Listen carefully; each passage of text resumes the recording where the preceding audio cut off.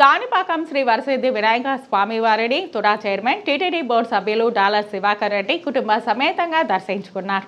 వీరికి ఆలయ అధికారులు పూర్ణ కుంభంతో స్వాగతం పలికి స్వామివారి దర్శన ఏర్పాట్లు చేశారు. స్వామివారి అభిషేక సేవలో పాల్గొన్న తుడా చైర్మన్ డాలర్ దివాకర్ రెడ్డి స్వామివారిని దర్శించుకొని మొక్కులు చెల్లించుకున్నారు.